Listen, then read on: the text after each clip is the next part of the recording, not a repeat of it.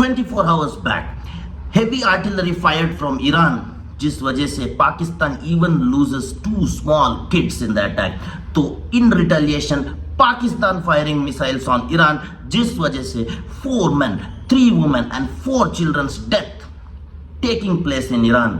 Out of nowhere, just 24 hours back, heavy artillery is being fired between 2 bordering nations, that is Iran और Pakistan, guys.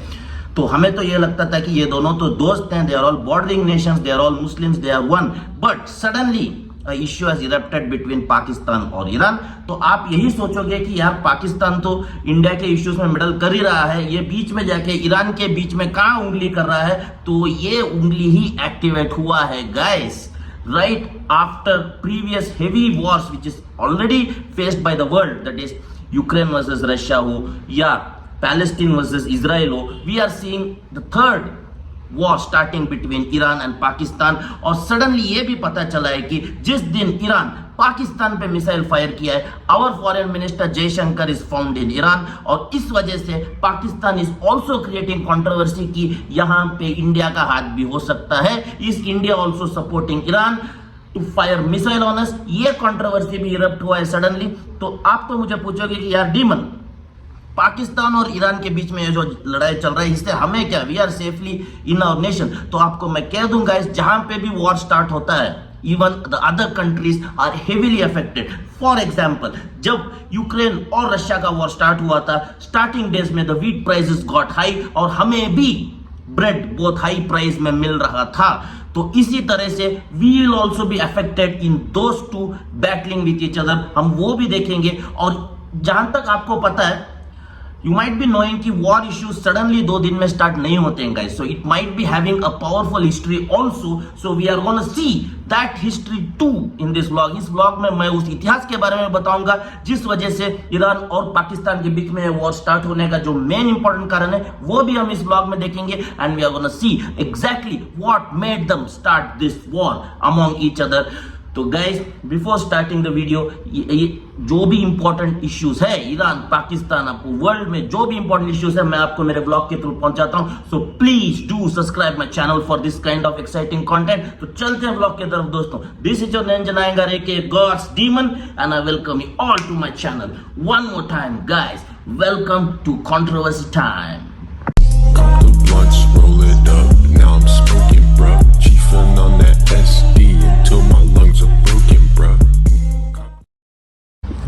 तो as you all know guys, Pakistan and Iran are bordering nations. तो Iran एक छोटा सा राज्य है in middle of middle east which is having 14 bordering countries. तो Pakistan is also one among those 14 bordering nations. तो जिस तरह से Pakistan is a bordering country for India, Pakistan is also a bordering country for Iran. तो mainly, but one thing is that no matter they both are Muslim nations, but they are separate communities of Muslim. Just like Christianity में आप जानते हो Roman Catholics and protestants, उसी तरह Iran is comprised of Shia Muslims and Pakistan is comprised of Sunni Muslims. तो जैसे कि मैं आपको इजीली कहूं, जैसे कि पाकिस्तान हो, बलोचिस्तान हो, one more bordering nation of Pakistan, या सऊदी अरेबिया हो, they are comprised of Sunni Muslims, Sunni community of Muslims. And Iran हो या बहरीन हो, कतार हो, they are all comprised of Shia community of Muslims. तो इसके बीच में मतलब अगर आपको इस फॉर्मेशन के बारे में डीपली जानना है, तो prophet Mohammed, the head of Islam, when he expired, 2 communities of Muslims were formed, that is Shia and Sunni, because one was like Prophet's brother and other was Prophet's son.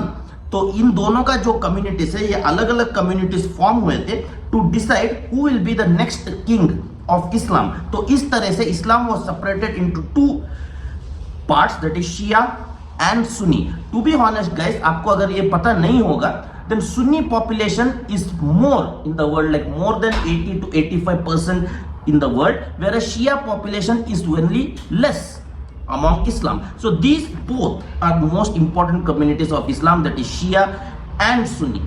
तो अब हम main matter की तरफ आते हैं कि कुछ साल पहले, okay, if you don't know, I was telling about Balochistan. Okay, so Balochistan is a small area which is present in between Iran and Pakistan.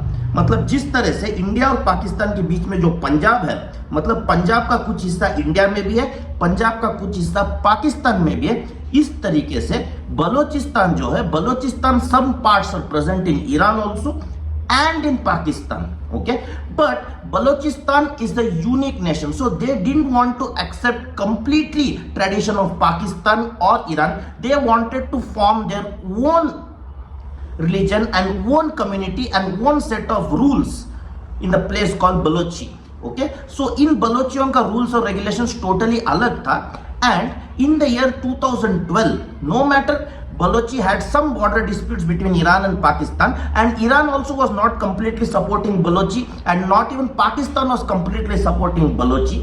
A new leader was formed among the Balochistan. He was controlling Balochistan under his own control. Suddenly in the year 2012, these Iranians kidnapped the Balochi leader and put him to death by executing him. तो इस वजह से बलोचियों का आग भड़क गया। तो उनका यह कहना है कि ईरान सडनली, एक big nation, Iran is a very big nation guys, how can he eliminate our leader. तो इस वजह से they form their own group called Jaish al Adl. Jaish al अदल मतलब JAISHALADL, जैश अल अदल नामक ग्रुप फॉर्म हुआ बलूचिस्तान में, which is a separate terrorist organisation of Baluchistan who have intended to hit on Iran to take revenge just because Iran killed their leader। मतलब 2012 में Jaish al अदल का फॉर्मेशन हुआ था, और तब से लेके आज तक जैश अल अदल is been creating issues for Iran because they eliminated their leader। तो Iran was requesting Pakistan to just form a peace treaty between Balochistan and just to control them, because Iran को ऐसा लगता था most of the Balochistan area is under Pakistan, तो Pakistan government should control the Jaish al-Adal and just advise them not to meddle in Iranian issues।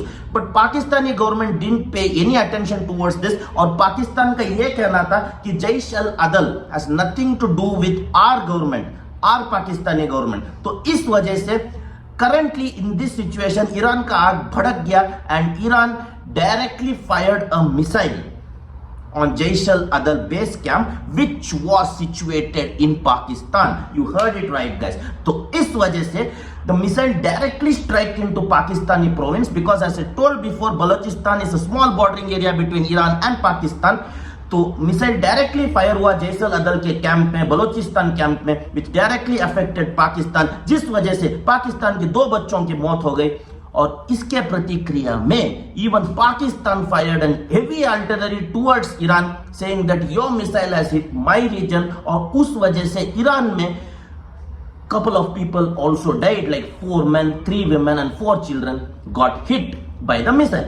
तो इससे Iran का यह कहना था कि no matter we hit the region of their base, Jaish al Adl base, but you Pakistanis you have targeted our city itself, जिस वजह से we have more human loss casualties. तो इस वजह से इन दोनों के बीच में आग भड़क गया। और इस बीच में आप मुझे पूछोगे कि इंडिया का क्या कनेक्शन है, तो इंडिया का जो फॉरेन मिनिस्टर है जयशंकर, वो coincidentally he was seen in Iranian base with Iranian president. So इस वजह से पाकिस्तान को यह लगा कि इसमें क्या इंडिया का भी हाथ हो सकता है, but I don't think guys, क्योंकि this was a small issue which was going on from past 2012 has erupted into a big issue due to this Jaish al-Adal group। तो जैसे कि आप देख सकते हैं इजराइल और पैलेस्टीन के बीच में भी एक हमास नामक का जो टेररिस्ट ग्रुप है, उस वजह से 2 मेजर नेशन स्टार्टेड फाइटिंग।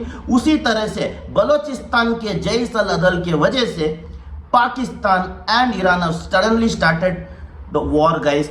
तो ये भी एक बीच ग्रुप के वजह से अफेक्ट हुआ है to this 2 big neighboring nations। तो this is what is the exact issue going on guys। तो इस वजह से हमें यह देखना है कि where exactly this issue will take, because this can also affect the neighboring nations like India also, because जैसे कि आप कह सकते हो India is having a trade relationship like oil trading, business trading with both Iran and Pakistan। No matter Pakistan is our enemy nations, we are having import export trade with them as well as Iran। तो इस issue की वजह से in starting in introduction I told when Russia Ukraine's issue had started, we were affected with the increase of wheat price and bread price। This can also be increased even now due to this issue and it can cause a major setback guys। तो जैसे ये issue अभी start हुआ है, two measuring nations which always come for panchayati in between, like USA and China, they have interrupted this issue. And as you all know, these two are the measuring nations, and China is in friendship with Pakistan as well as Iran. So China is trying to make a peace treaty in between them, but these two nations are not ready to agree for the China's bonds and ties. So one among China or US might be responsible to stop this war, but this is gonna be a big fire guys, क्योंकि Israel और Palestine का जब war start हुआ था तभी भी हमें नहीं लगा था कि इतना बड़ा आग का रूप ले सकता है। उसी तरह से बलोचिस्तान की वजह से पाकिस्तान और ईरान का इश्यूज भी बढ़ सकता है। That's what I feel. So please leave in my comment box what you feel about this issue. You are free to leave your comments in my comment box की ईरान और पाकिस्तान में ये issues कब तक चलेगा, इस वजह से हमारी इंडिया को किस तरीके से इफेक्ट हो सकता है। Even you can leave your views in my comment box. और इसी तरह से एक्साइटिंग कंटेंट के लिए please subscribe my channel guys. यहां तक का न्यूज मैंने कलेक्ट किया अल जजीरा प्लेटफॉर्म से, इसका और भी आगे बढ़ोतरी जो भी इश्यू होगा मैं आपको पहुंचाता रहूंगा in part 2, part 3, part 4 of this issue. तो you will really have an exciting time with my vlog guys. So until the next time, this is your Niranjan Iyengar aka God's Demon, and I'm terminating my vlog now. So it's time to end my vlog. So please think what this issue can lead into. Bye guys, see ya.